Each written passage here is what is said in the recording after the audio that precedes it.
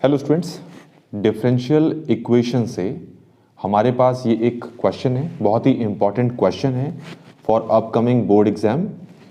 Question ये है, the x intercept of the tangent line to a curve.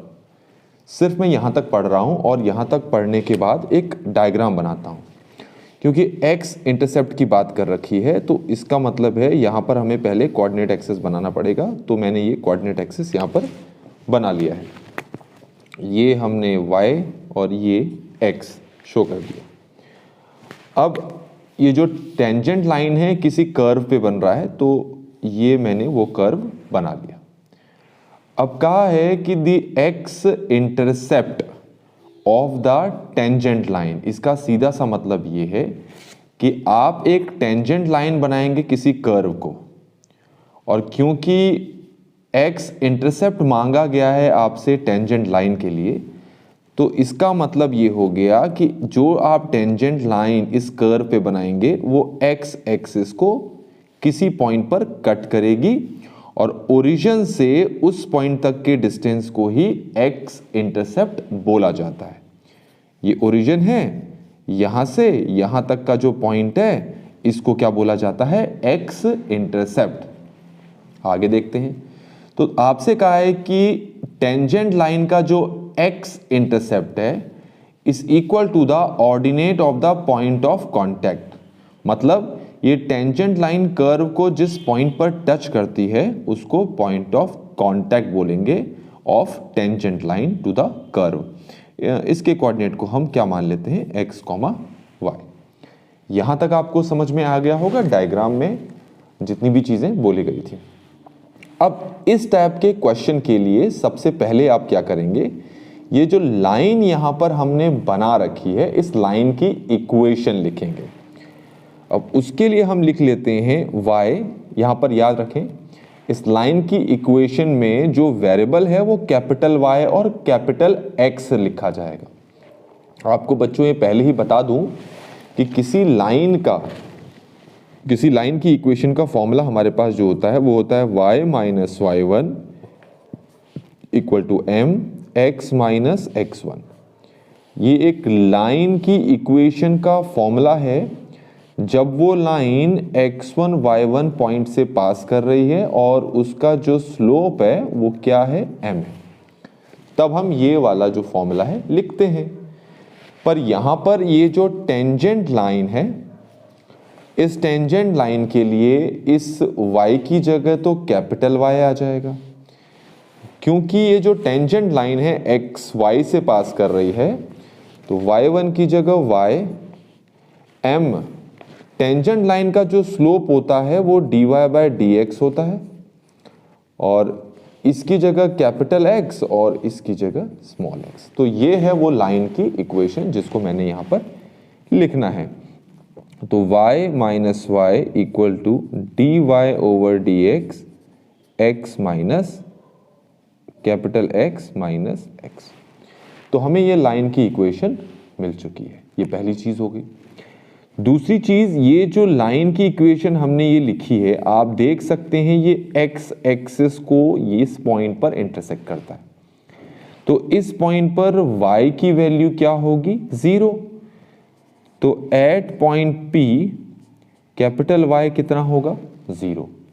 तो अब आप क्या करें, इस इक्वेशन में कैपिटल Y की जगह आप 0 पुट कर लें। तो minus y equal to d y by d x, capital X minus small x। इसको सिंप्लीफाई करेंगे तो minus y d x over d y plus x equal to ये। तो कैपिटल X की हमें यहां पर वैल्यू मिल गई है। तो सीधी सी बात है, यहां से यहां तक का डिस्टेंस, ये जो डिस्टेंस आपको दिखाई दे रहा है ओरिजिन से यहां तक के डिस्टेंस को ही x इंटरसेप्ट बोलते हैं। तो हमें ये जो लेंथ है वो अब ये मिल चुकी है, या यूं कहें मुझे इस पॉइंट का कोऑर्डिनेट भी मिल चुका है। इस पॉइंट का कोऑर्डिनेट कहें या फिर यहां से यहां तक की लेंथ कहें। क्वेश्चन में तुमसे ये कहा है कि जो x इंटरसेप्ट है, ये कहा है ना x इंटरसेप्ट का मतलब ये वाला जो डिस्टेंस है मतलब कि जो हमने ये निकाला हुआ है ये किसके इक्वल है, equal to the ordinate of the point of contact. तो ये है पॉइंट ऑफ कांटेक्ट, इसका ऑर्डिनेट क्या है y, तो x इंटरसेप्ट इसके इक्वल है, तो x इंटरसेप्ट को इसके इक्वल रख लेते हैं। तो x इंटरसेप्ट हमारे पास ये है, तो इसको हम minus y dx over dy plus x equal to क्या लिखेंगे, हम y लिखेंगे। यहाँ तक आपको समझ में आ गया होगा। अब हमें इसको क्या करना है, यहाँ पर सिंप्लीफाई करना है। इसको थोड़ा सिंप्लीफाई करते हैं, इसको वहाँ लेके जाते हैं। Minus y dx over dy ये इक्वल हो जाता है हमारे पास y माइनस एक्स के। ठीक हो गया। अब इसको थोड़ा सा और सिंप्लीफाई करते हैं। Minus y dx over dy equal to, ये माइनस हट जाएगा तो ये x माइनस वाई हो गया। y को नीचे शिफ्ट करोगे तो ये dx over dy equal to x minus y over y हो गया। अब ये dx over dy equal to ये हो जाएगा x over y minus y over y, ये कट गया तो 1 हो गया। तो आपको dx ओवर dy कितना मिल जाएगा, x ओवर y माइनस 1। इसको यहाँ पर शिफ्ट कर लें तो dx ओवर dy इक्वल हो गया minus x over y equal to minus 1। अब इसको हमें यहाँ पर इसको सिंप्लीफाई करना है। ठीक हो गया। अब इसको सिंप्लीफाई करने के लिए पहले आपको पता होना चाहिए कि ये किस फॉर्म में लिखा है। ये लिखा है dx over dy plus px equal to q की फॉर्म में। और जब इस फॉर्म में लिखा होता है, अगर मैं इसको इससे कंपेयर करूं तो p मेरे पास कितना आ गया, माइनस 1 ओवर y, और q कितना आ गया, माइनस 1। तो इस फॉर्म में अगर इक्वेशन मिल जाती है, सबसे पहले हम क्या निकालते हैं, इंटीग्रेटिंग फैक्टर जो होगा e की पावर इंटीग्रेशन में p dy। तो e की पावर इंटीग्रेशन में p की जगह माइनस 1 ओवर y dy लिखेंगे। अब आप क्या करें, इसका इंटीग्रेशन कर लें। तो इंटीग्रेशन में हमारे पास आंसर आ जाएगा e log 1 ओवर y। आप अपने हिसाब से इसको सॉल्व करेंगे, तो ये सॉल्व करेंगे तो इंटीग्रेटिंग फैक्टर हमारे पास आ गया 1 ओवर y। यहाँ तक समझ में आ गया होगा। इसके बाद इसको सॉल्व करने का आगे तरीका क्या है, अब आसान हो चुका है।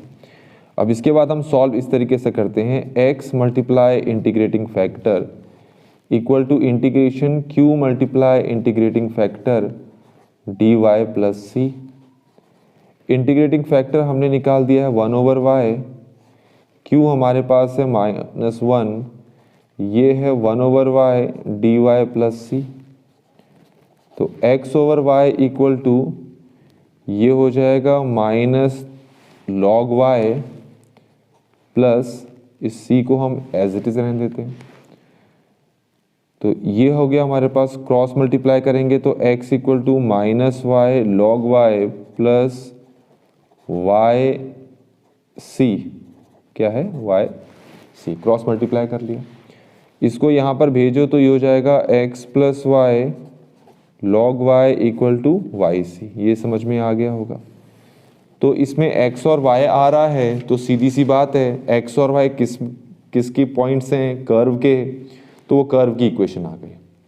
अब क्वेश्चन में आपसे कहा है कि जो कर्व है वो 1,1 से पास कर रहा है, तो इसमें x और y की जगह आप क्या पुट कर दें, 1,1।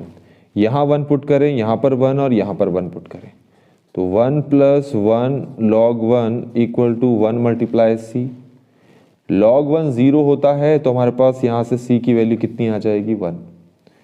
अब ये c की वैल्यू 1 यहाँ पर पुट कर लें तो ये आ जाएगा x plus y log y equal to y। तो इस तरीके से बच्चों हमने ये जो कर्व है, इस कर्व की इक्वेशन यहाँ पर फाइंड आउट कर ली है। आई होप कि आपको ये सोल्यूशन समझ में आया होगा। Thanks for watching.